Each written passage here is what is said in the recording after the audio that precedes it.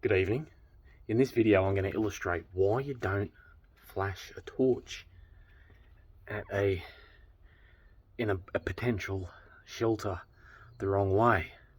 Let me show you why it's a very silly thing to do. Okay, let's use this room as an example because from the outside it's pitch black. Okay, so I've got my light off on the phone. So it's that black, you can only see the reflection in the mirror. So that what you see right there is actually the timber behind me. It's very dark in this room. Oh, you can see a little bit, but only from the other side. Watch what happens when I shine the torch at that window from about 1.5 meters away. Now I can see inside it, it's true. But I've also lit this entire area up. I've also lit this entire area, so if anybody was watching outside, they'd be alerted to the light immediately. Now it's a good thing I'm in the middle of a compound, so nobody can see this, thus it's a good example. It's just to say, if there was somebody close by in the neighborhood or whatever looking in this general direction, they'd immediately know that a light is flashing at a surface. See, again, look, nothing. So I'm going to show you the wall. Look, that's about a meter, it's about 1.5 meters, 2 meters to the left. Watch what happens if I shine it at the same point. Do you get my point? Watch what happens when I put the torch against the window. Now I'm going to put the phone against the same place. You still get a little bit, but not as much. See what I mean?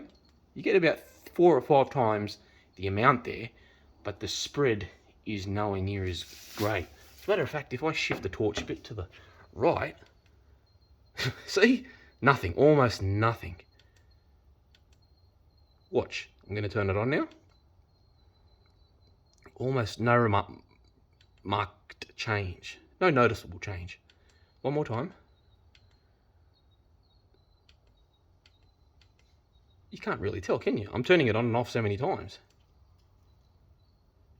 Again, 3, 2, 1.